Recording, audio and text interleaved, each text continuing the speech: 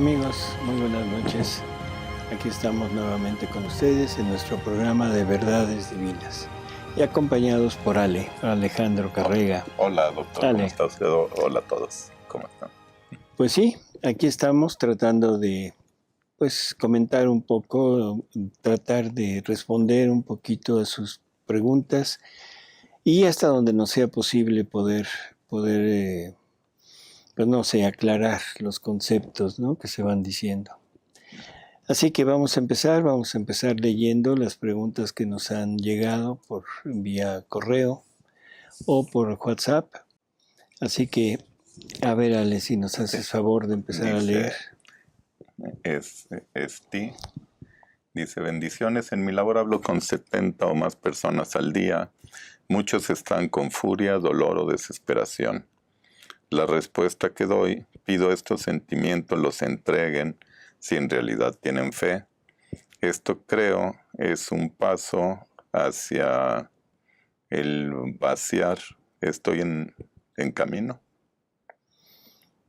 Bueno, yo pienso que sí, o sea, está en lo correcto. Está en lo correcto, o sea, es unir quitándonos, tomando todo lo que nos suceda, todos los acontecimientos de nuestra vida, tomarlos siempre como voluntad de Dios y encaminarlos hacia la vivencia de esa voluntad de Dios, como si Él nos lo estuviera mandando directamente. Así que yo creo que está bien. Entregados estos sentimientos como persona, pues es poquito, pero ya unidos a la Jesús, divina voluntad y a Jesús. Es todo. Emanuel dice, buenas, mi pregunta es, si en Adán estaba la humanidad y Adán fue amado completa y absolutamente por Dios, ¿tiene sentido el girar en el momento de la creación del hombre y que Dios vaya comunicando ese amor para así amarlo con él mismo? A ver, como que no Dice, entiendo ¿tiene la pregunta. sentido el girar en el momento de la creación del hombre? Bueno, sí. Y que Dios vaya comunicando ese amor para que así... Para así amarlo con él mismo. Con él mismo, claro. O sea, en el momento que Dios crea a Adán, crea al hombre, lo que le está comunicando es su aliento. Y en ese aliento va todo lo que es Él, todo lo que Él quiere compartir con nosotros y todos los dones y la vida divina que nos está comunicando. Cuando nosotros giramos en el momento de la creación del hombre, lo que estamos queriendo es ver todo lo que Él le da a Adán en ese aliento y hacer toda la intención de recibirlo nosotros, para que los mismos efectos que tuvo en Adán ahora los tenga, pero en nosotros. Y unirnos junto con Adán en toda esa vida que él llevó a cabo durante no sabemos cuánto tiempo, ¿no?, pero el tiempo que haya sido de vivencia en la divina voluntad, ahora nosotros unirnos a Él para estar alabando, bendiciendo, adorando a Dios desde Él y poner a toda la humanidad ahí con ellos, ¿no? Y después podernos poner en el momento que Adán se sale, que Adán comete esta falta, para tratar de reparar por todo aquello que hizo y de ahí en adelante reparar por todos los actos que se siguieron en la vida de Adán y en la vida de toda la humanidad. Así que sí, tiene mucho sentido girar ahí, tomar todo lo que Dios le dio a Adán y poder recibir todo eso para amar a Dios con todo lo que Él nos da a través de Adán. No podríamos estar en ese momento y gritarle al oído, no, di que no, Adán. Pues sí, o sea, pero no nos va a hacer caso. No, porque ya pasó. ya pasó, pero sí podemos decir, Señor, yo quiero hacer el acto contrario, quiero rehacer esta negativa de Adán y entregársela como de Adán, como si Adán no le hubiera fallado. Eso es hermosísimo, ¿no? Dice Mirta, ya no entendí. En un programa mencionaron que Jesús le dijo que ella o sea, Luisa, no vería el final de los tiempos, pero que ya habían nacido quienes sí lo harían. En pasados programas mencionaron que Jesús dijo que faltaban 4,000 años. Esa es mi duda. Bueno, yo creo que aquí hubo una confusión. Lo que dijimos es de María Valtorta, no de Luisa, ¿no? Sí. En María Valtorta Jesús le habla no del final del tiempo, sino del final de los tiempos, o sea, de esto que se está anunciando, que viene como un momento de, ¿cómo decir?, de castigo, que se ha hablado desde la Virgen, desde la Salet, que ha ido anunciando que la justicia divina está colmada, y que ahora se habla de esta purificación que viene.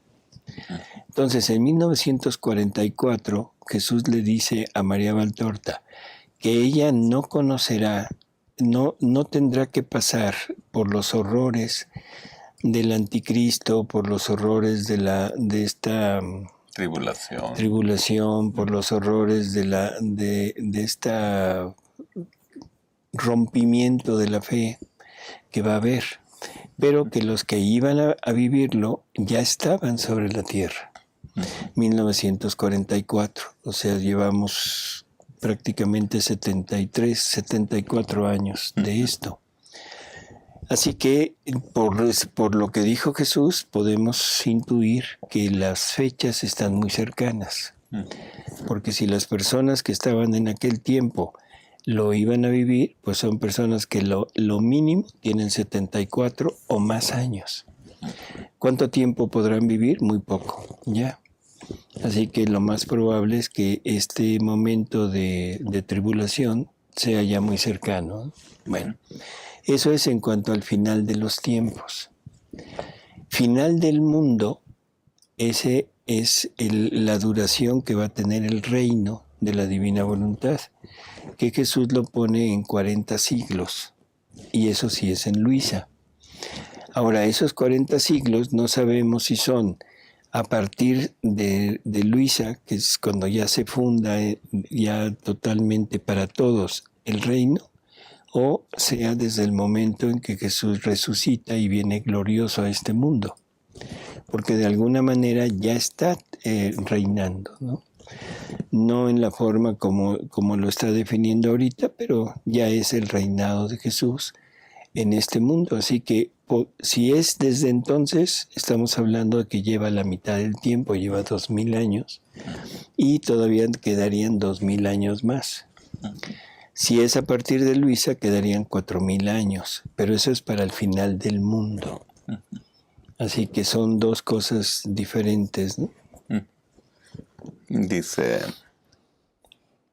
Anel, en el programa más reciente de Diálogos Divinos de Fundamentos se especifica del volumen 1 del llegar a la nada y el todo que es Jesús y quitar todo apego. Tengo una duda, es por mucho tiempo. Hago ejercicio en un gimnasio diario, pero sí me agrada a mí mucho esta actividad física por salud y siento en mi interior ya no ir y despegarme de esa actividad y el preguntar a las personas del grupo a dónde asisto, que es un cambio de intención y no de acción, e invito a Jesús primero en mí, ¿qué puedo hacer? No, bueno, yo lo que Jesús dice, que lo hemos repetido aquí, no se trata de un cambio de acción, sino de un cambio de intención. Ahora, el ir a hacer ejercicio está bien, o sea, no creo que haya ningún problema con eso. El punto es, la intención ya no es para mí, sino la intención es, voy a hacer ejercicio para darle vida a la divina voluntad en esos actos que voy a hacer. O sea, no sé si me explique o no. No se trata de la finalidad humana, de la salud o del bienestar físico. No se trata de eso, se trata de darle vida a la divina voluntad en todo lo que yo haga. Y lo mismo le doy vida a la divina voluntad estando en mi casa que estando haciendo ejercicio. Lo mismo le doy vida a la divina voluntad estando en mi casa, estando haciendo ejercicio o estando trabajando. O sea, no importa dónde esté, pero la finalidad de mis actos es darle vida a la divina voluntad en esos actos. Y que sean actos lícitos. Y que sean actos lícitos, claro. O sea, no podemos decir darle vida a la divina voluntad en el pecado, ¿no? Sí. Así que yo creo que no hay problema con el ejercicio, no es necesario que lo deje. Ahora, si hay un apego, si hay una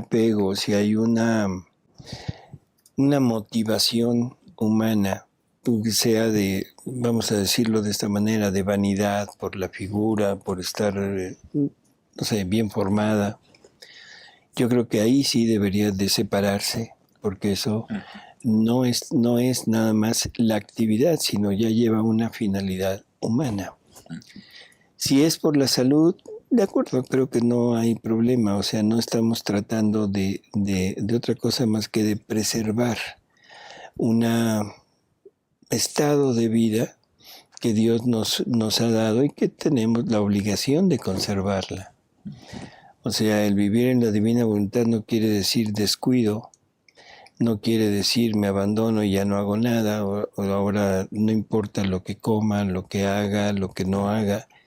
Como la divina voluntad viene y es la que me sostiene, lo tengo todo. No se trata de eso, ¿no? No sé si con esto quede más o menos claro. Sí. Dice, buenas noches, doctor. Si por cuestiones de trabajo no me queda mucho tiempo, ¿qué me recomienda? Aparte de leer los escritos, si hacer los giros o meditar las horas de la pasión.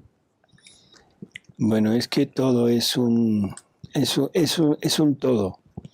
O sea, hacer los giros es el vivir continuamente.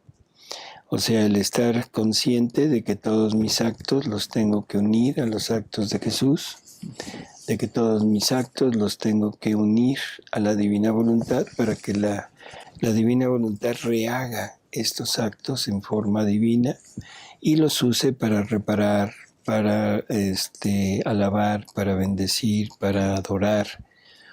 Así que en realidad no importa en qué tanto trabajo tenga yo, qué tantas ocupaciones tenga.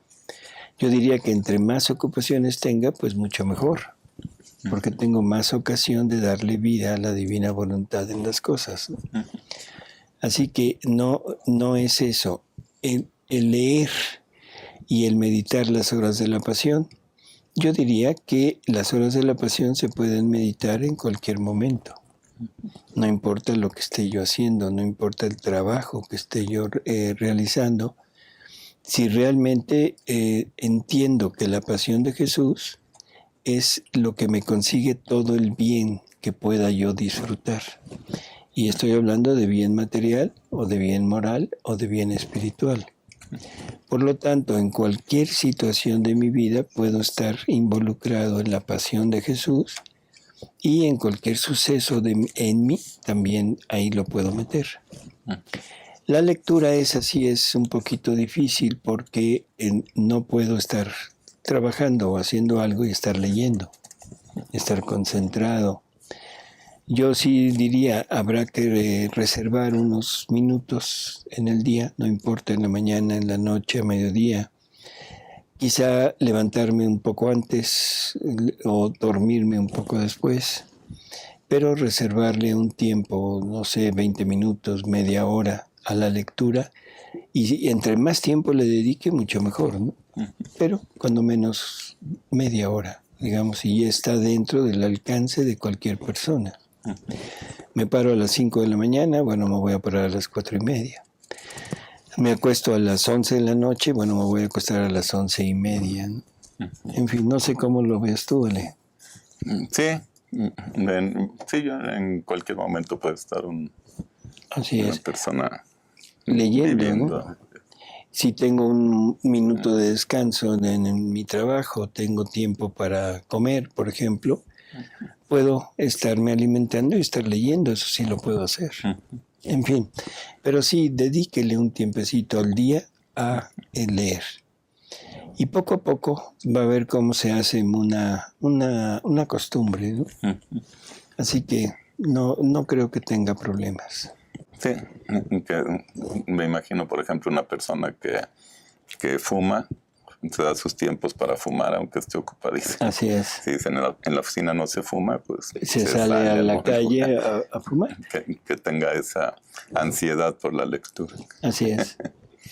Dice, Ave María se pone, dice, fíjate hermanos, ¿por qué no se hicieron sacerdotes? ¿Cómo supieron que Dios no les llamaba a esto? Bendición. Ahora sí, me dejó, sí. Yo creo que el sacerdocio es una llamada, es una vocación, o sea, vocación vocal, es un llamado de Jesús. A lo mejor le fallamos, puede ser que sí. A lo mejor el mundo nos envolvió tanto que no pudimos oír la voz de Dios y seguimos un camino, pero ese camino para mí es el camino que Dios quería que siguiéramos, ¿no? El estar casado, el estar soltero, en fin, no es obstáculo. Honradamente lo digo, y esto quiero abrirme con ustedes. Ahora, en estos momentos, a mí me hubiera encantado ser sacerdote, pero estoy feliz de estar donde estoy porque es el momento, Dios me tomó, siendo casado, siendo padre de familia, siendo médico, bendito sea Dios, y aquí estamos, ¿no? Sí. No sé, tú.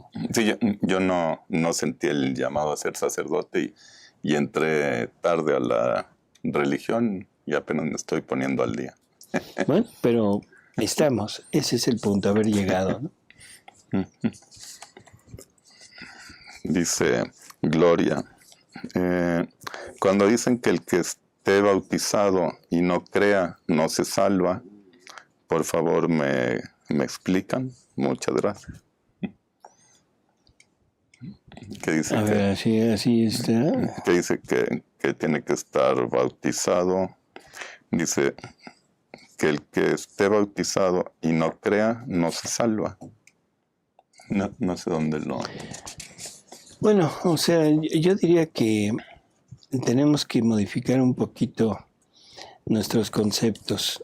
El bautismo, es necesario estar bautizado, eso es forzoso. Aunque sea en el último... Aunque sea en el último momento, y recordar que hay 3 tipos de bautismo. O sea, el bautismo es el bautismo sacramental, que es el que conocemos, el que se lleva a cabo con los niños o con las personas adultas cuando entran a la religión ya siendo grandes, que es el bautismo de agua, ¿sí? Cuando el sacerdote pone el óleo, en fin. Pero también hay un bautismo de deseo y hay un bautismo de martirio, de sangre. Por lo tanto, no es necesario, vamos a decirlo así, que se haya recibido el sacramento tal y como lo conocemos. Porque puede ser que en el último instante de mi vida realmente desee de corazón, con todas mis fuerzas, el estar unido a Jesús, y eso me sirve como bautismo. Ahora, estar bautizado y no creer, eso no me puedo salvar. No, el punto es que no creo. Y si no creo, no acepto a Jesús, no acepto a Dios, por lo tanto no tengo el camino para poder salvarme. Y ahí no importa si estoy o no estoy bautizado.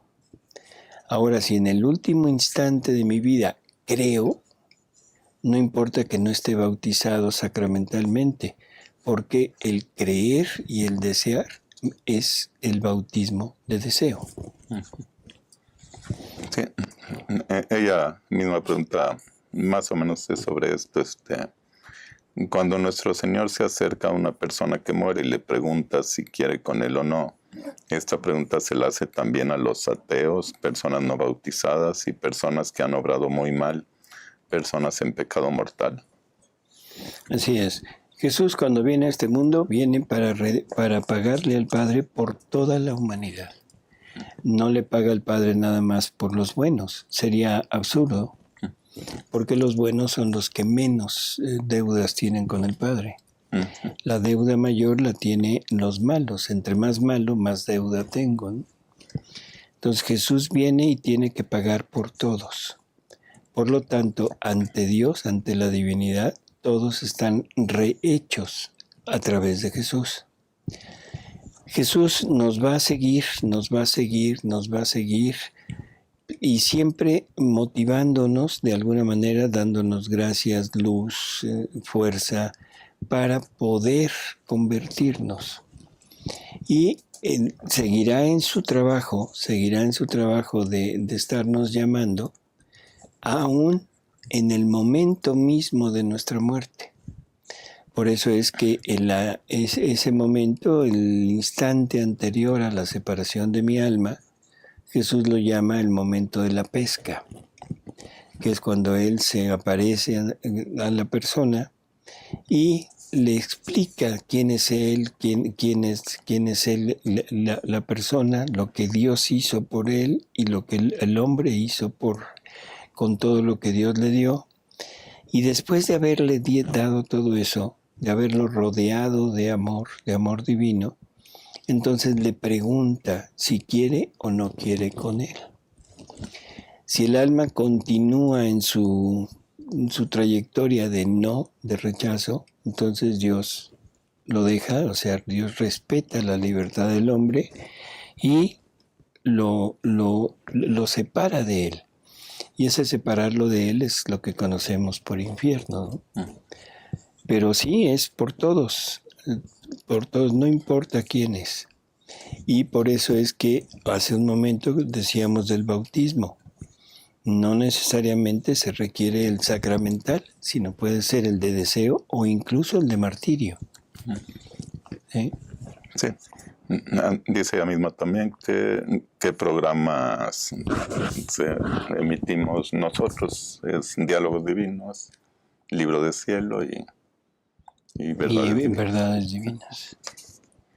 Dice Lucy. Dice, hola, yo soy maestra activa en este momento y también estoy escribiendo. ¿Esto se opone a mi intención de vivir en la divina voluntad? No, es lo mismo que decíamos hace un momento, ¿no? O sea, es simplemente estar consciente de que en todas sus actividades le dé vida a la divina voluntad en ellas. Ese es el punto principal. Y adelante con su trabajo, que no sea un trabajo en contra de Dios. O sea, para un maestro, o sea, es fundamental, porque el maestro transmite, y transmite no solo conocimientos, sino transmite vivencias, transmite parte de su interior, se lo está transmitiendo al alumno, en la forma como lo trata, en la forma como se comporta, en la forma como viste, en fin. Y hay muchas maneras de ir demostrando ese acercamiento a Dios simplemente en mi conducta. ¿Sí? O sea, y si tengo la oportunidad, pues de alguna manera poner algo de Dios dentro de mi enseñanza. Ajá. Así que no, y en su escritura también, que no sea una escritura que vaya acorde al mundo, sino que vaya acorde a Dios, sí, aunque sea sin nombrar a Dios. Simplemente en principios básicos de moralidad, en principios básicos de civismo, o sea, todo lo que vaya encaminado hacia la rectitud y hacia no sé cómo decirlo, hacia la parte positiva, es un hablar de Dios, ¿no? Dice Claudia, doctor, sé que es cambio de intención y no de acción, pero en ocasiones sí se tiene uno que decidir a dejar un trabajo en donde uno piensa que no se hace siempre lo que Jesús desearía. Bueno, ahí sí estamos totalmente de acuerdo. Cuando tenemos un trabajo que de alguna manera se opone a la doctrina, se opone a lo que Dios quiere, definitivo, tengo que dejarlo. Yo no puedo continuar trabajando en un lugar donde se practican cosas que van en contra de la voluntad de Dios, ¿no? Así que sí, si es un trabajo de ese tipo, ¿cómo qué trabajo sería? O sea, yo me imagino, por ejemplo, vamos a poner, no sé, un contador un contador que hace trampas, que hace fraudes, para que defraudando. Un médico que se dedica a hacer abortos o que se dedica a planificación familiar, a esterilización de personas, definitivamente tiene que separarse de esas acciones, ¿no?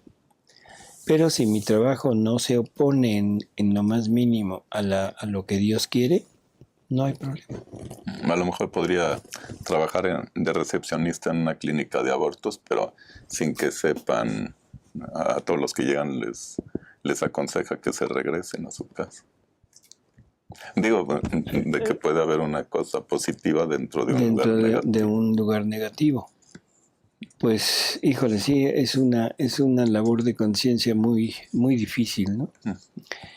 Pero hay una cosa que se llama objeción de conciencia, exactamente. Y se habla mucho de esto ahora con respecto al aborto. Sabemos que hay instituciones que se dedican a hacer abortos ya, entre comillas, legalmente, y donde el médico tiene que obedecer. Pero la objeción de conciencia se tiene que respetar, porque si yo soy médico en una institución de estas y a mí me dicen tienes que practicar un aborto, definitivamente yo digo no. Si no se respeta mi objeción de conciencia, yo sé exactamente que voy a perder el trabajo. Lo pierdo. No me interesa, ¿no? Por ejemplo, este ejemplo que pusiste, recepcionista en una clínica de abortos. Bueno, sabe que está en un lugar donde se está cometiendo pecados mortales, vamos a decirlo así, pecados mortales. Pero si esta persona intenta de alguna manera corregirlo, si intenta convencer de que no, lo primero es que va a perder el trabajo. Estar dispuesto a perder el trabajo.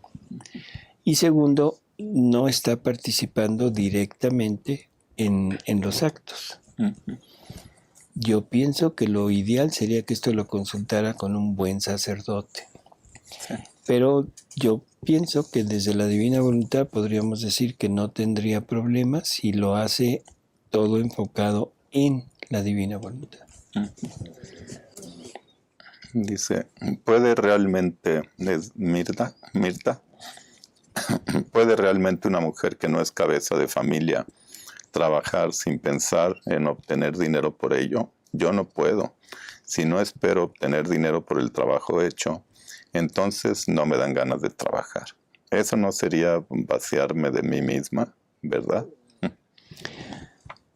Cuando hablamos de esto, creo que las preguntas van en la misma línea, ¿no? Cuando hablamos y dijimos que cuál es la motivación para trabajar, que casi siempre decimos que es ganar dinero, estamos hablando de la motivación humana. Ahora, sabemos que hay necesidades humanas, por ejemplo, una madre soltera que tiene que mantener a sus hijos, forzosamente está buscando un trabajo que le reditúe para poder mantener a sus hijos.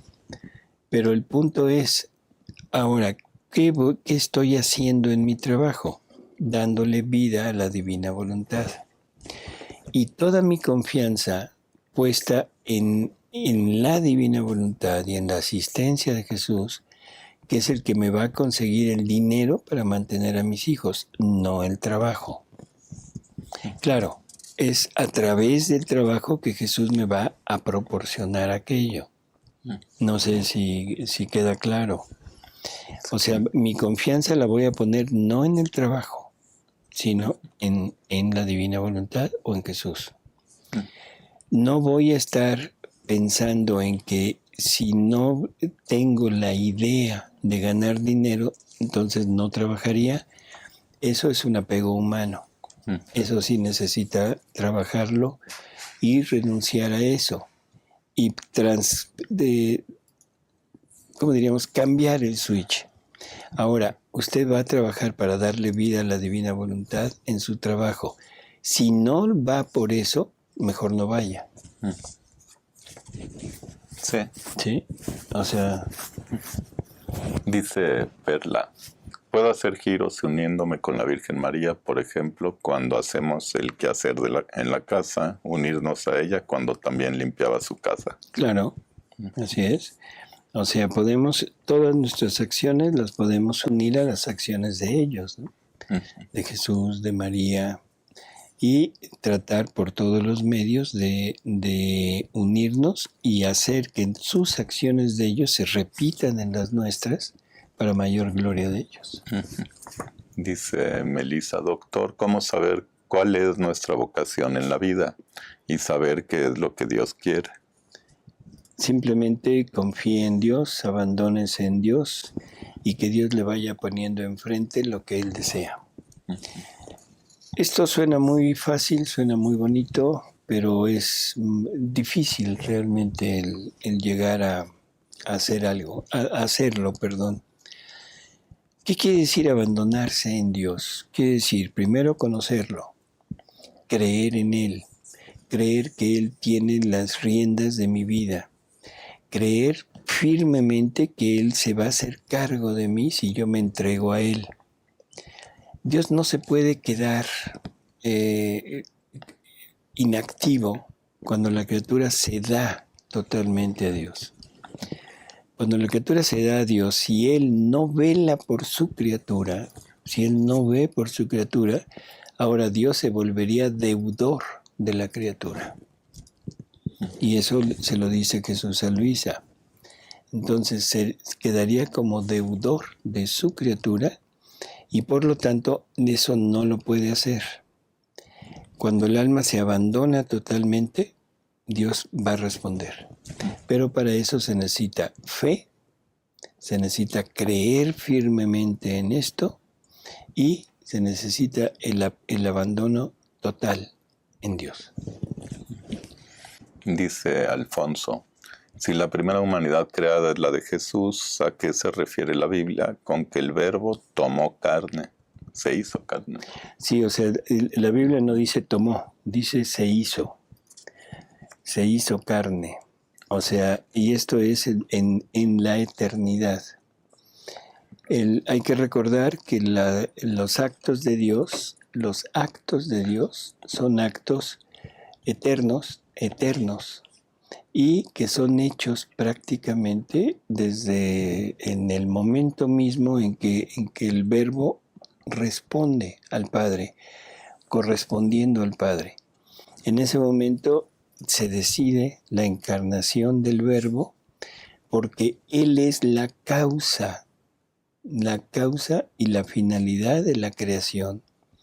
El que Dios tenga a un ser igual a Él para poder amarse, tener una relación de amor, pero que lo tenga en el ad extra de la Trinidad, no en el ad intra. Por lo tanto, el convertirse en carne, el convertirse en hombre, el volverse hombre, la divinidad, es el punto central de toda la acción de Dios. Y eso es desde toda la eternidad. Ahora, ese tomó carne, lo que nos dice es como si el Verbo se hubiera puesto en una humanidad que no le correspondía. No sé si así es como lo pudiéramos tomar. Por ejemplo, María se embaraza, está ahí una humanidad y el Verbo se pone en esa humanidad. No. El Verbo se vuelve carne. Y ese volverse carne creo que queda muy claro si entendemos cómo se formó la humanidad de Jesús. O sea, la carne que tenemos nosotros salió del Verbo. Así es. Y esa carne del Verbo no es una carne como la nuestra. María nunca sufrió ese momento de fertilización de un óvulo. ¿Sí? O sea, no hubo una fertilización de un óvulo, sino hubo una creación llevada a cabo por el Espíritu Santo en el interior de María, donde se forma la humanidad del Verbo ahí. Por lo tanto, es una creación y más o menos lo que pasa en el vientre de María es lo que pasó en el paraíso terrenal. Dios formando la humanidad de Adán. O sea que la humanidad de Adán es un reflejo de lo que iba a suceder en el tiempo, después en el vientre de María, formando la humanidad de él mismo. No sé, o sea, ¿qué más podríamos decir? O sea, creo que el punto es no tomó, se volvió, se hizo carne.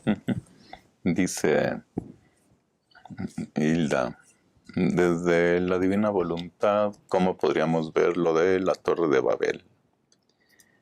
Bueno, Jesús lo explica muy sencillo. Un solo idioma antes de la Torre de Babel, un solo Dios. Muchos idiomas después de la Torre de Babel, muchos dioses. Ya no se entendieron. Así es como lo define. No se trata de una división de idiomas que de repente Alejandro empezó a hablar en ruso y yo empecé a hablar en tarahumara, ¿sí? Y lógico, ya no nos entendimos. No, se trata de un solo Dios, una sola fe y muchos dioses, muchas doctrinas, muchas formas de representar una divinidad. O sea, a eso se refiere. Dice Alfonso, ¿cómo fue redimida nuestra Madre Santísima? Bueno, esto ya lo habíamos comentado en un programa. María, el alma de María, en el momento de ser creada el alma de María, es creada dentro de los mares inmensos de la Trinidad, mares de amor, mares de potencia, mares de sabiduría. Y en ese momento la divinidad, o sea, primero tiene que probar a María, bueno, forma aquella alma y la forma inmaculada. O sea, aplasta, quita totalmente la parte humana, el germen humano lo quita y queda totalmente igual que la creación de Adán, es inmaculada. Pero después tiene que corroborarse esa inmaculadez con la prueba de María. Y cuando María pasa su prueba, que es llevada a cabo ahí, en ese momento de la creación de su alma, es cuando se le pone el sello de inmaculada ya total. Ya no hay forma de que pierda esa inmaculadez. ¿Sí? Entonces ya más o menos esto lo habíamos planteado. Y el cuerpo de María, porque Luisa se pregunta, bueno, ¿y el cuerpo cómo? Y Jesús le dice, el cuerpo no necesita redención, porque el cuerpo nunca peca. El cuerpo es un instrumento del alma. Entonces es como decir, la pistola no comete un asesinato. Sí, es. El asesinato es quien usa la pistola para esto. Es más, la pistola funcionó perfecto. O sea, hizo todo lo que tenía que hacer, pero llevada a cabo por la persona que la usa. El cuerpo es un instrumento y lo uso para lo que yo quiera usarlo. Lo puedo usar para el pecado, responde para el pecado. Lo puedo usar para la virtud, para la santidad, y mi cuerpo responde para la santidad y para la virtud. Dice Melissa, ¿cuál es su opinión acerca del homeschooling? Bueno, es todo un problema actual. La educación ya oficial se está volviendo muy peligrosa para los principios, para los niños, donde se les está imbuyendo todo lo del género. O sea, toda la parte de que cada quien decide lo que quiere ser, que no hay hombre o mujer por nacimiento, sino es elección, de que no hay límites en cuanto al uso de la sexualidad, en fin, todo esto.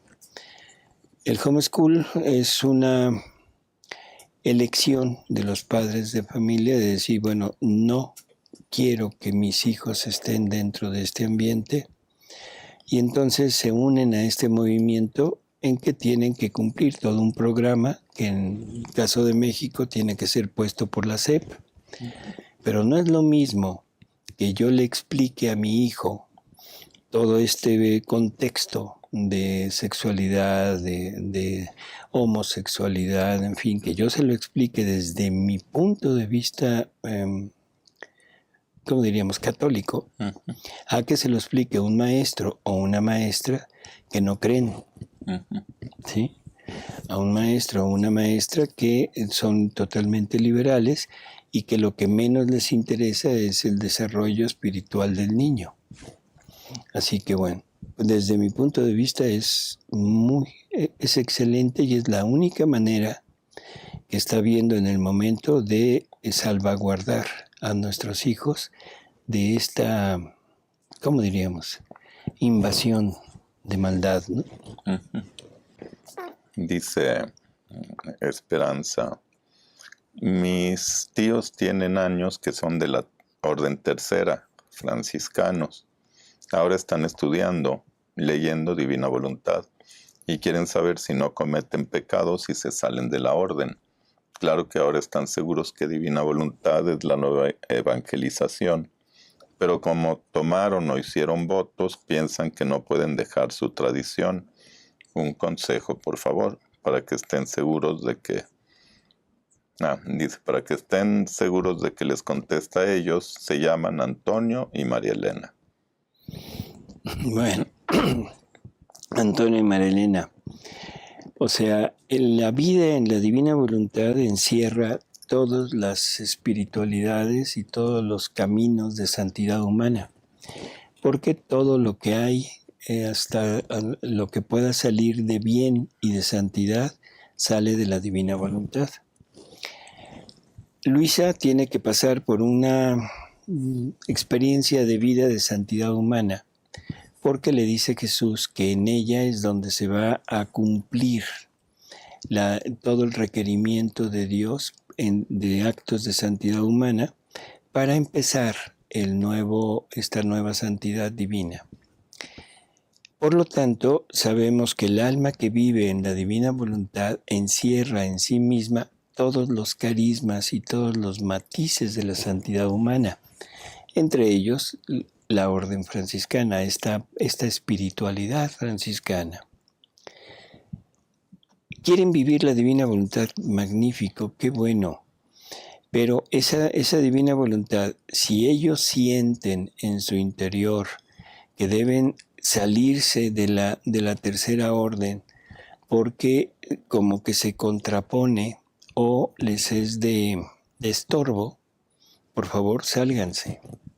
O sea, no hay problema, porque todo lo que la tercera orden hace es encaminar al alma hacia Dios. El estar en la Divina Voluntad es el encuentro definitivo del alma con Dios. Sería como el culmen o el triunfo de la tercera orden, haber llevado a esas almas a Dios, a unirse con Dios. Yo no creo que esto sea malo. ¿Sí? Así que Antonio y María del Carmen. María Elena. María Elena.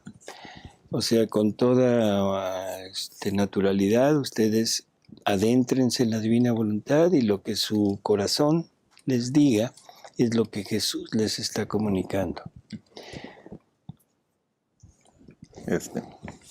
Está un poco revuelto, le leo. Según el doctor, con todo mi respeto, el destino de los afortunados no es solo entrar en el reino y gozar del Señor, sino convertirnos en uno con Él. ¿En qué sentido? ¿Vamos a ser un Padre, un Hijo y un Espíritu Santo? Soñamos con hacer las obras del Señor. Algunos se sienten milagreros, quizás, y ya han alcanzado la gloria, aunque las obras que nos pide el Señor son de amor y misericordia. Es frecuente encontrar en el intento de la absoluta humildad humana una soberbia absoluta. ¿Por qué será eso? El salmista dice: sois como dioses, pero os pudriréis como estiércol a los jueces inicuos. Uno de los más bochornosos pecados de la Iglesia, y ahora no hablo de los sacerdotes o jerarquía, es el tributo que rinden a la hipocresía por no creer de corazón. Bueno, no es solo entrar en el reino y gozar del Señor. O sea, hasta ahora hemos conceptuado el cielo como un ir a una visión beatífica. O sea, un ir a gozarnos de la vista de Dios como algo, no sé, o sea, totalmente sobrehumano, la belleza divina, la majestad divina, pero viéndola, ¿sí? Disfrutando de su vista. Nada más que esa no es la finalidad de Dios. O sea, eso para nosotros sería ya el culmen de la felicidad, pero para Dios no. El punto es que la finalidad de la creación y la finalidad de nosotros es para Dios, no para nosotros. Por lo tanto, Dios tiene que tener también ese gozo interior de ver a sus criaturas, pero convertidas en Él, con los mismos atributos, con los mismos dones, con las mismas bellezas, con las mismas bienaventuranzas, y poder intercambiarse dones y gozos entre ellos, que para eso fuimos creados. Y eso solamente se puede cuando el alma se funde en Dios, cuando Dios permea en la criatura y pone en la criatura todo lo que a Él le pertenece. Y entonces la criatura puede desarrollar desde ella todo lo que Dios desarrolla desde Él. Así que es una perfecta unión del hombre con la divinidad para formar a un Jesús, prácticamente, un Jesús en cada uno de nosotros. Y que Dios tenga la posibilidad de un intercambio de amor entre los dos. Ese sería como el punto final, es la vivencia de Dios. No se trata de disfrutar de las obras de Dios, se trata de poseerlas como propias, para poder decirle, intercambiar con Dios y decirle, por ejemplo, Señor, un sol me diste, un sol te doy. O sea, como es mía su voluntad, como estoy fundido en su querer, todo lo que Él hizo, todo lo que Él realizó, lo tengo como mío. Y ahora yo lo tomo, lo vivo como mío, le agrego mi acto y se lo entrego, pero diciéndole, esto es lo que yo te doy. Y entonces Dios se goza al ver a su criatura correspondiéndole en la misma manera que Él le da a la criatura. Sí, por ejemplo, lo que dice en el Salmo, sois como dioses, pero os pudriréis como estiércol, es cuando el hombre quiere ser Dios sin Dios. Así es.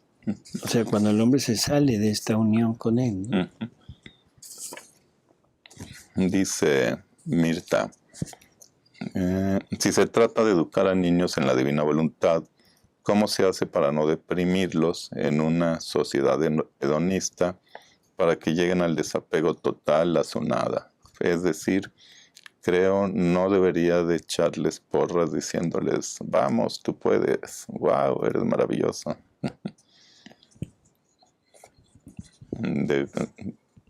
Cómo educar a los niños en el mundo viendo lo que hacen los demás. Pero lo que no entiendo es por qué deprimirlos. Porque a lo mejor sienten que sus compañeros tienen libertades que uno no tendría. Visto así, sí. Este es uno de los peligros que hablábamos de la escuela actual. O sea, un niño empieza a convivir con muchos niños que no vienen de los mismos medios en los que uno se desenvuelve. Por lo tanto, van a recibir mucha influencia del exterior. Probablemente les lleve esa sensación de minusvalía cuando el niño pregunte qué ves en la televisión y el niño no ve. Cuando el niño pregunte si tienen internet, si se meten en internet, si han visto esto y lo otro, y el niño contesta que no. Probablemente sí pudiera existir ese sentimiento, Pero la experiencia con niños, que hasta donde tenemos experiencia con niños, cuando al niño se le induce y se le hace una firme enseñanza de quién es Jesús, de quién es Él, de quién es la divinidad, de lo que sus actos hacen con Dios, del gozo de Dios, son niños perfectamente normales, que no se deprimen ante nada y que incluso se atreven a evangelizar a sus compañeros. Eso es increíble. Y evangelizan incluso a los padres. O sea, porque ahora por ejemplo, en un matrimonio donde hay un niño o varios niños que están en grupitos de niños de divina voluntad y donde la madre es la que los lleva, la que trata de vivir esto, pero el padre no, los niños son los que empiezan a incidir sobre el padre, decirle, oye, vamos a misa, tienes que ir a misa, tienes que hacer esto. Es fabuloso lo que sucede, ¿no? Sí. Es Dios obrando, no se les olvide. No es el hombre, es Dios obrando. Y Dios hace maravillas en un niño o en un adulto que se entrega a Él. No le tenga miedo. Dice Enrique, lo comenté y un sacerdote me dijo que no, que la palabra dice que en todo fue igual Jesús a nosotros, menos en el pecado. O sea que su nacimiento fue igual al de cualquiera de nosotros. Y entonces, lógicamente, su concepción fue igual que una de nosotros. Y entonces María ya no es virgen. María tuvo relaciones sexuales. ¿Con quién? Con José. Aunque ahora se dice que también pudo haber sido con un... no recuerdo, pero de una fornicación o de un adulterio. O sea, perdón, pero esto es total y absolutamente herejía. O sea, Jesús es igual a nosotros en el sentido de que nosotros somos iguales a Él. No al revés. Sí. Nosotros fuimos tomados de Él, pero Él como hombre, a mí que me disculpen, pero no es igual a nosotros. Sí. No fue engendrado en el sentido, por favor entiéndase, en el sentido de un óvulo de María y de un espermatozoide de un hombre. Sí, no. No hubo concepción, no hubo un desarrollo de tipo embrional y de tipo de desarrollo de embrión hasta convertirse en feto, sino fue una creación de un feto dentro del vientre de María, tomando la tierra de María, o sea, los elementos los toman de María. El embarazo fue normal, igual que nosotros, pero el parto tampoco fue igual. O sea, no es un parto que hayan tenido que atender José, porque era el único que estaba. Sí, no. Digo, perdón, pero José no era partero, ¿sí? O sea, no es lo mismo. Fue un parto de luz. Para esto habría que leer los escritos de Luisa, los escritos de María Valtorta y en varias revelaciones donde se habla del nacimiento de Jesús y el nacimiento de la luz del mundo, no de la secta, sino de la luz del mundo de la que nos habla San Juan. Y la luz del mundo nace como luz, igual que en la transfiguración del monte Tabor. En fin, no es igual. Nosotros deberíamos de ser iguales a Él, porque nuestra humanidad fue tomada como en modelo de la de Él, no al revés. Dice Nubi, doctor, buenas noches. ¿Todos los santos han vivido en la divina voluntad? Yo diría que toda la humanidad ha vivido en la divina voluntad. El punto es, hasta dónde conocemos, es hasta dónde tomamos. La santidad humana ha salido de la divina voluntad. Jesús nos dice que la voluntad humana es incapaz de cualquier bien. Por sí misma es incapaz de cualquier bien. Por lo tanto, la santidad humana sale de la divina voluntad. Pero ¿hasta dónde toman los santos? Hasta donde Dios les da a conocer de esa voluntad. Ahora viene el momento en que se descubre toda la grandeza de la divina voluntad y todo lo que la divina voluntad puede llegar a hacer en la criatura. Ahora es el momento en que la criatura puede llegar a poseer la vida divina en ella. Y esa es la gran revelación, el momento en que Dios le dice al hombre hasta dónde puede llegar su voluntad en el hombre. Dice Concepción, buenas noches, ¿cómo formar un grupo de divina voluntad? Estoy en Tlalpan, San Pedro Mártir. Yo le diría que esto, si es tan amable de dirigirse nuevamente, dándonos sus datos, su teléfono, y nosotros nos comunicamos con usted. Y también Claudia pregunta si en Jalapa, Veracruz hay grupos donde se lean los escritos. Ahorita en este momento no tengo el dato, o sea, no sé si nos da un poco de tiempo y nos escribe en un próximo programa o algo para investigar si existe un grupo, ¿no?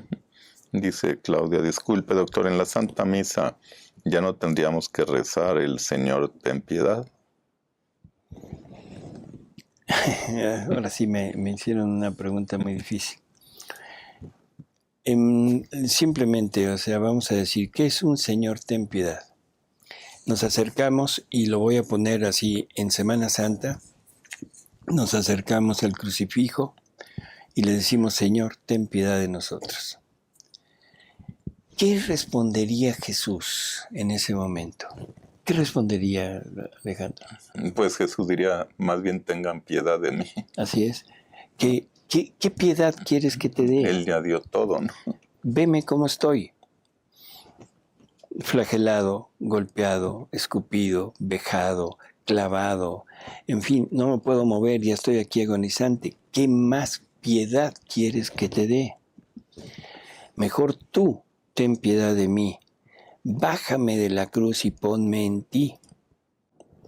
Yo creo que esa sería una respuesta muy adecuada, y tomando como punto de partida para esta respuesta lo que Jesús le dice a Luisa. Llega Luisa y le dice, Señor, que tus llagas, tu sangre, o sea, no son para mí, que tu misericordia no es para mí. Y entonces le aparece Jesús y le dice, ¿qué misericordia quieres que te dé? Ya te lo di todo. Todo lo tienes en ti, úsalo. Si quisiera darte algo, tendría que hacerte un hurto, o sea, quitarte de lo que te di para volvértelo a dar. Maravillosa respuesta. Sí. El alma que vive en la divina voluntad lo tiene todo en ella. La piedad, el Señor ten piedad de mí, ¿qué más piedad que Jesús crucificado?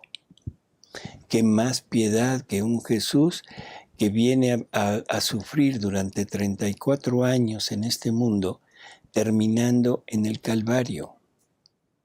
¿Qué más piedad? Sí. Dice, ¿y si podría elaborar qué es una vida divina? ¿Elaborar? Así dice. Explicar, yo creo. Híjole.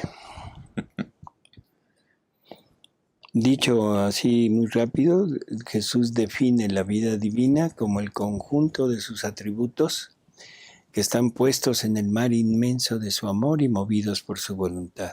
Eso es una vida divina. ¿Cómo se maneja esto ya en nosotros? Esa vida divina llevó a cabo actos. La divina voluntad movió la potencia y la sabiduría divina para la creación. Movió al amor, a la misericordia, al perdón y a la bondad divina en la redención. Y mueve a través del Espíritu Santo todos los medios necesarios para nuestra santificación, o sea, todas las ayudas que necesitamos para conseguir nuevamente lo que Dios había puesto para nosotros, ¿no? Eso es una vida divina. Dice Leticia, Jesús le dice a Luisa del acto preventivo y del acto actual. ¿Me podría decir cómo se hace este? No sé si nada más el acto actual o los dos. El preventivo es poner todos nuestros actos del día en manos de Dios y la intención de vivirlos todos en la divina voluntad. El acto actual es cuando se me pasó, se me olvidó, no he estado con la atención puesta en vivir en la divina voluntad y de repente me doy cuenta de ello y lo único que hago es simplemente decir, Señor, perdón, se me pasó, pero ahorita quiero poner otra vez todos estos actos que no tuve la intención de vivirlos en tu voluntad, los pongo ahorita nuevamente y quiero de aquí en adelante seguir viviendo en tu voluntad. Dice José Luis, buenas noches, en relación al hacer un acto obligado, como dice doctor, es una oración que no vale. ¿Cómo puede diferenciarse, por ejemplo, cuando hay sequedad y se hace la oración? ¿Esta no sería una forma obligada? Bueno, cuando hay sequedad es cuando la oración es más productiva. O sea, porque cuando hay fervor, cuando hay ese sentimiento de gusto por la oración, en realidad me estoy dando gusto a mí. Pero cuando hay sequedad y lo tomo como una obligación mía ante Dios, ese es el incienso sin humo. Sí, es lo que preguntaba él también aquí. Sí. Ahora, eso es una cosa. Ahora, otra cosa es obligado. ¿Obligado por qué? Puede ser por el temor de la condena. ¿Sí? Por el temor al castigo del divino. Obligado por un superior para las personas que son religiosas. Obligado por una, no sé, o sea, un grupo, una asociación donde se obligue a las personas a hacer determinadas cosas que quizás no quieran. Ahí no tiene ningún sentido, ¿no? Dice José Luis, si venden cigarros o cerveza es mal visto por Dios, ¿verdad?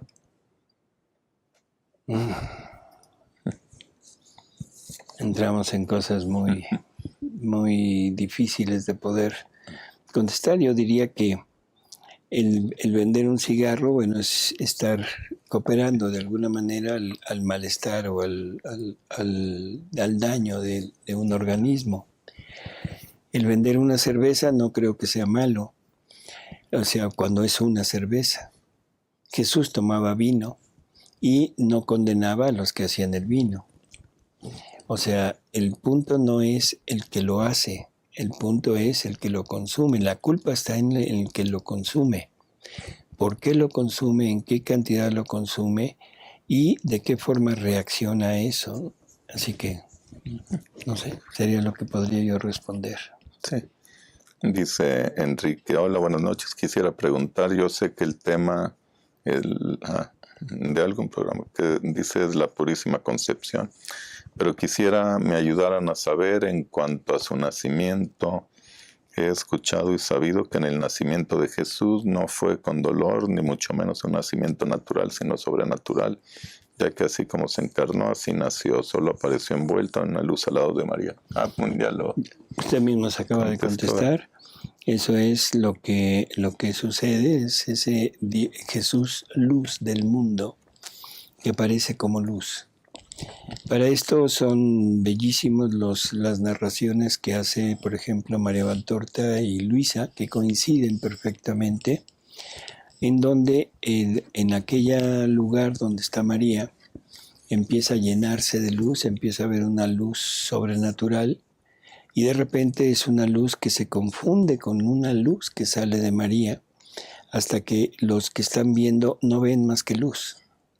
Y cuando esa luz empieza a minorar, a descender, de repente aparece María con el niño en brazos. ¿Sí? O sea, un parto normal no lo hubo. No hubo una atención de parto. Aquí si nos metemos a investigar va a haber muchos problemas porque vamos a hablar de la placenta, o sea, lo que ginecológicamente se llama las secundinas. ¿Qué pasó con ellas? No sabemos, es simplemente algo total y absolutamente milagroso que todo tenemos que explicarlo a través de la fe. Yo no puedo explicar ni el embarazo de María ni el parto de María si no es a través de la fe. porque si no, la pongo al modo humano y entonces destruyo todos los dogmas que hay sobre María. La sin pecado, la siempre virgen, o sea, no, se deshacen, ¿no? Entonces aquí es fe. Dice José Luis, cuando no se dan las cosas en la falta de trabajo y anhelo vivir en la divina voluntad, ¿debo aceptar como voluntad de Dios o prueba? Jesús nos dice que para el alma que vive en la divina voluntad, todo lo que suceda dentro o fuera de ella se debe vivir como voluntad de Dios. No que Dios lo esté mandando en el sentido estricto de la palabra, pero que vivido en la divina voluntad, eso nos va a servir para nuestro bien. De alguna manera Dios usará aquello que estamos pasando o viviendo para nuestro bien. Yo creo que por cuestiones de tiempo, yo quisiera pasar a una pregunta que se ha vuelto repetitiva y que yo quisiera que quedara lo mejor que se pueda aclarada. Se refiere al mal y al malo. Se refiere a Satanás, a la tentación y a la acción de caer del hombre. Lo que hemos dicho hasta ahora, y que esto que quede muy, muy claro, es que no existen dos principios eternos. No existe el bien y el mal como principios eternos y absolutos. Por eso es que decimos que el mal no existe por sí mismo. Ahora, ¿qué es lo que produce? Bueno, antes que eso, si el mal existiera por sí mismo, habría dos principios. Y entonces Dios ya no sería infinito. Y si Dios no es infinito, si Dios no lo abarca todo, por lo tanto Dios ya no es Dios, porque pierde uno de sus principales atributos. Segundo, si el mal existe en el mundo, ahora hay que ver qué es lo que lo origina. Si nos vamos al relato del Génesis, ahí podremos tener una idea muy clara de que el mal es la ausencia de bien. Esto ya lo hemos hablado mucho en los programas cuando hablamos del paraíso y la creación del hombre. En el momento que el hombre, el momento que la voluntad humana decide quitar a Dios de su obrar, en ese momento es cuando aparece el mal. O sea que el mal es producido por la acción de la voluntad humana. Lo mismo pasó en el cielo antes de la creación. En el cielo los ángeles todos eran buenos y había un ángel que era el más hermoso, el más dotado, el más cercano a Dios, que era Luzbel.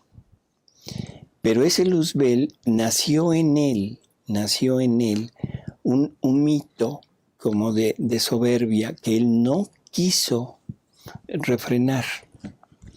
Al contrario, le dio vida, lo fue estimulando, lo fue cobijando, y poco a poco ese humito de soberbia se convirtió en algo tremendo que lo llevó a ponerse en contra de Dios. Lo llevó a creer que él, con todo lo dotado que estaba, que él podía incluso hacer lo que Dios hacía. Eso lo lleva a rebelarse contra Dios, a no aceptar lo que Dios quería, a rebelarse a la encarnación del Verbo, que es en donde el Satanás dice no serviré, non serviam. Cuando Dios les comunica que se va a encarnar y que ahora tienen que ir a servirlo a Él en el hombre. Satanás no quiere hacerlo porque piensa que no es lógico que el Verbo se encarne en una humanidad que, según él, es inferior a él, y que el Verbo se debería de angelizar en él. Por eso el pecado de Satanás es no serviré, pecado de soberbia. Y ese pecado lo extiende a muchísimos de los ángeles que había. Y empieza una guerra de voluntades en el cielo.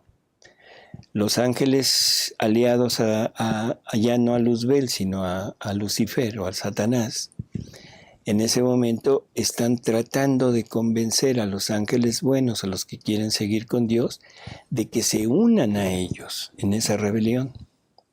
Y los ángeles buenos, encabezados por San Miguel Arcángel, tratando de convencerlos de que es conveniente que regresen a servir a Dios.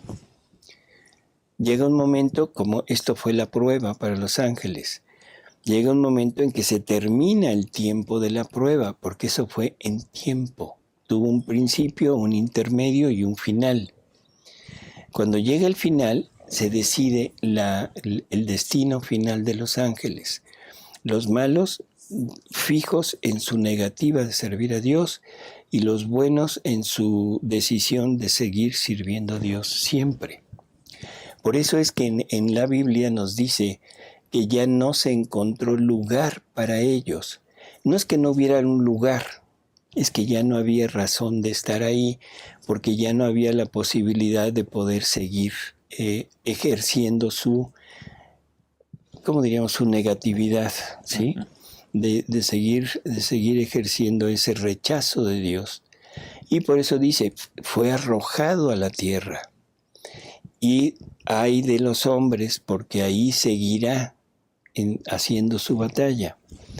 Es Satanás que viene a inducirnos, a seducirnos, a decir, sé como Dios, pero sin Dios. Eso es lo que nos viene a decir. Interprétenlo como quieran, no importa, pero es sé como Dios, sin Dios. Pero eso es la tentación. Pero esa tentación no quiere decir que yo caiga. La tentación no es pecado. La tentación me puede servir de mérito si la resisto. Dios me ha dado todo lo necesario para yo resistir a la tentación y no caer. Por lo tanto, Satanás es el mal en él. No es un mal general, es el mal lo hizo en él. Pero en nosotros viene a inducirnos a hacer una rebelión contra Dios. Pero el que decide al final de cuentas soy yo. El mal no entra en mí, sino lo formo yo cuando decido separarme de Dios. Ahí en ese momento es la formación del mal en mí. Cuando yo quito a Dios de mí, en ese momento entra eso que llamamos mal, que en realidad es el malo. El malo es Satanás, el malo son los demonios que lo siguen, el malo es el hombre pecador, el malo es el hombre que se separa de Dios. Por lo tanto, entender que el mal por sí mismo no existe. Lo que existe es el ser que quita a Dios de sí y se convierte en el malo. En el malo. El Padre Nuestro, en la actualidad se dice, líbranos de todo mal. Pero el Padre Nuestro que rezó Jesús, el original es, líbranos del maligno. ¿Y quién es el maligno? Satanás, que viene a inducirme, pero no a hacerme caer. Satanás no puede hacernos caer. Me puede tentar, me puede inducir, me puede seducir, pero el que va a caer, el que va a decidir caer soy yo. Por lo tanto, yo quisiera que esto quedara muy claro. El mal no existe por sí mismo, el mal es la ausencia de Dios y lo único que puede quitar a Dios de un lugar es la voluntad. La voluntad angélica, que fue en los ángeles que se convirtieron en demonios, o la voluntad humana que convierte al hombre glorioso, al hombre en Dios, lo convierte en el hombre condenado, en el hombre perdido. pero no es Satanás quien me hace pecar. ¿Sí? No sé, en realidad, porque nos dice...